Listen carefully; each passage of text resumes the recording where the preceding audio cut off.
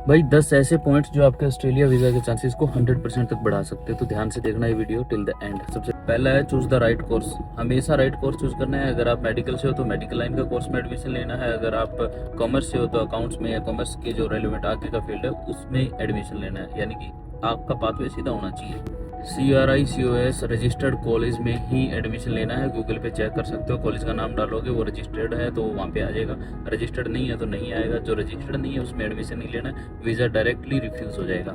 Strong genuine student statement. आपकी जो student statement आपने देनी है वो इमिग्रेशन को बिल्कुल स्ट्रॉन्ग देनी है और सही देनी है। उनको इमोशनल स्टोरी से कोई मतलब नहीं है, उनको चाहिए आपका फ्यूचर प्लान जो कि ट्रू होना चाहिए और रेलिवेंट होना चाहिए और बेस्ट होना चाहिए, स्ट्रॉन्ग होना। जेन्युइन फंड शो करने हैं। एकदम से सडनली अकाउंट में जो फंड जमा करवा के नहीं दिखाने हैं वो रेड फ्लैग है, ठीक है। अगर मान लिया कई बार 6 महीने की स्टेटमेंट मांग लेते हैं आपके पास, अगर 1-2 महीने पहले 1-2 वीक पहले जो पैसे जमा कराए हैं उनके लिए वो एविडेंस मांगेगी और चीज़ें बहुत कॉम्प्लेक्स हो जाएंगी, ये रेड फ्लैग होता है, ठीक है। उनको चाहिए सीधा साधा जेन्युइन फंड, तो पुराना होगा उतना अच्छा है, जितना पुराना होगा उतना अच्छा है। जितना don't under estimate English score जितना अच्छा होगा वीज़ा के चांसेस भी उतने अच्छे होंगे। कई बार लक भी काम करता है, कई बार कम स्कोर वाले का वीज़ा आता है, ज़्यादा वाले का नहीं आता, लेकिन always go for higher score क्योंकि वो आपके सारी जिंदगी काम आएगा, स्कोर भी और वो आपकी इंग्लिश भी।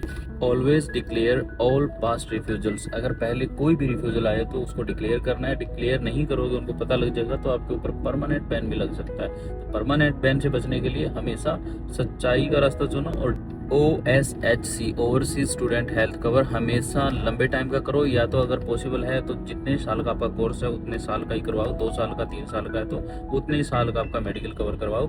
अगर नहीं तो मिनिमम 1 साल का करवाओ। कम टाइम का करवाओगे तो उसमें रिस्क के चांसेस है। कई बार क्या होता है महीने का करवाया तो उसमें रिस्क है, वीज़ा रिफ्यूज हो सकता है। तो आपके मेडिकल और पुलिस रिकॉर्ड्स क्लियर होने चाहिए, क्योंकि अगर आपको कोई भी इश्यू है, कोई भी बीमारी है, कोई भी मतलब डिजीज़ है तो उसको पहले क्योर करो, उसके बाद में वीज़ा अप्लाई करो। अगर उसमें आ जाती है मेडिकल में तो आपका सारा किराए पे पानी फिर जाएगा। और जो पुलिस रिकॉर्ड्स हैं, अगर आपका उसमें किसी भी केस में कोई भी नाम है तो उसको पहले क्लियर करो, उसके बाद वीज़ा अप्लाई करो। नहीं तो वर्क लिमिट्स को स्ट्रिक्टली फॉलो करो। अगर 48 घंटे काम कर सकते हैं बाई वीकली पर फोर्टनाइट तो 48 घंटे ही करो। जिस भी एम्प्लॉयर के पास काम कर रहे हो उसके पास हमेशा इतना जरूर बोलो उनको कि 48 घंटे के लिए आप एलिजिबल हो, तो उसको ध्यान में रखना है और उतने ही पे करने हैं। उससे ज़्यादा करवाओगे तो आपका चक्कर पड़ जाएगा, वीज़ा रिफ्यूज हो जाएगा, क्योंकि डायरेक्टली उनको पता चल जाता है कि इतने घंटे काम किया TFN के ऊपर अगर आप स्पेशली काम कर रहे हो तो। Always apply with genuine documents. अगर फेक के साथ अप्लाई करोगे इन्वेस्टिगेशन बहुत ज़्यादा हो रही है, आपका लाइफ टाइम के लिए प्रॉब्लम क्रिएट हो जाएगी, इसलिए always go for genuine documents. इस वीडियो को उन दोस्तों के साथ शेयर करना जो प्लान कर रहे हैं ऑस्ट्रेलिया मूव होने के लिए, और बाकी इस तरह के टिप्स के लिए आप हमारे चैनल को फॉलो कर सकते हो। Thank you so much. Take care of yourself and your family. Bye.